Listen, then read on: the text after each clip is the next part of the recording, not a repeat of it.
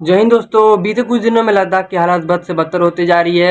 ये क्यों हो रही है, चलिए बात करते हैं इसके बारे में। लद्दाख में बीते 18 दिन से लगातार प्रोटेस्ट चल रहा है और इसे लीड कर रहे हैं सोनम वांगचुक। अब आप पूछते होंगे ये सोनम वांगचुक कौन है। आपको बता दें कि आमिर खान ने 3 इडियट्स में जिनका इनोवेटिव रोल किया था वो इन्हीं का रोल था। और इन्होंने बहुत सारे इंडिया के लिए आविष्कार किए नए नए, जिनके कारण इन्हें बहुत सारे अवार्ड मिले हैं। आइए देखिए इस चार्ट को।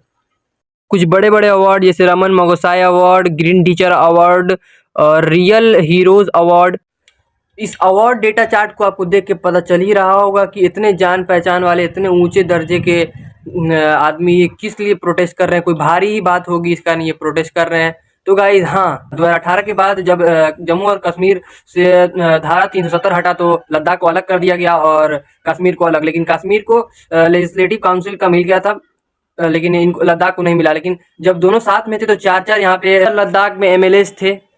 अब देखिए इनकी क्या चार मेन रीजन है जिसके कारण ये प्रोटेस्ट कर रहे हैं। ये चार्ट को देखिए।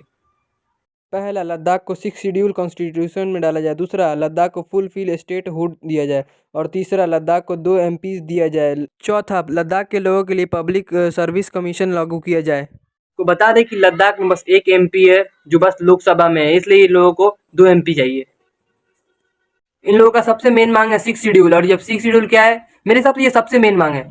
ये क्या है कि इन लोग को अपना पावर मिलेगा कि आप लोग वोट दे सके, लेजिस्लेटिव काउंसिल मिले। और ये लोग यहाँ पे ज़्यादा ट्राइबल लोग हैं, 90% ट्राइबल लोग हैं। तो ट्राइबल लोग को अपना सुरक्षा का पावर मिल सके, पुलिस का फोर्स और सब मिल सके, और इनमें एमएलए मिल सके। इनका अपने जमीन पे पावर रहे कि इनका कोई जमीन ना हड़पे, इनका कोई जमीन पे कुछ ना आके कोई फैक्ट्री लगाए। ये है पहले इनका, इसलिए ये सबसे मेन है। आपको बताते चले कि ये पहली बार नहीं है कि लद्दाख के लोग प्रोटेस्ट पे उतरे हैं इस डिमांड को लेके। आपको समझाने की कोशिश करेंगे विकिपीडिया की इस रिपोर्ट से। उन्होंने कहा कि लद्दाख के लोग केंद्र शासित प्रदेश लद्दाख के लिए संवैधानिक सुरक्षा की मांग कर रहे हैं, जिसमें राज्य का दर्जा और संविधान की 6ठी अनुसूची में शामिल करने का सुझाव दिया है। संयोग से भाजपा ने 2019 के लोकसभा चुनाव और 2020 के लद्दाख हिल काउंसिल चुनावों के लिए अपने घोषणा पत्र में इसका वादा भी किया था। 19 में लोकसभा का इलेक्शन था तो भी लद्दाख के लोगों ने ये डिमांड उठाया था। तो बीजेपी के सरकार ने बोला था कि हम आपके सारे मांग पूरे करेंगे। फिर क्या हुआ कि इन्होंने अपने वादे से पीछे हट गए। ये फायदे और घाटे की बात कर लेते हैं। फायदा किसको, घाटा किसको। पहले घाटे की बात कर लेते हैं। घाटा इंडिया के अगल बगल के देशों को, इंडिया को, और फायदा मोदी को, अडानी को। वो कैसे, समझिए। अगर पीएम मोदी लद्दाख के लोगों को वहाँ का पूरा राइट्स दे देंगे तो अपने दोस्त अडानी को वहाँ पे फैक्ट्री लगाने के लिए ज़मीन कैसे दे पाएंगे, वहाँ पे माइनिंग करने के लिए ज़मीन कैसे दे पाएंगे। अगर माइनिंग होगी तो लैंड स्लाइड होगा,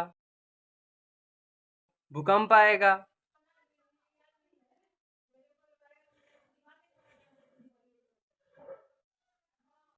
फ्लड आएगा,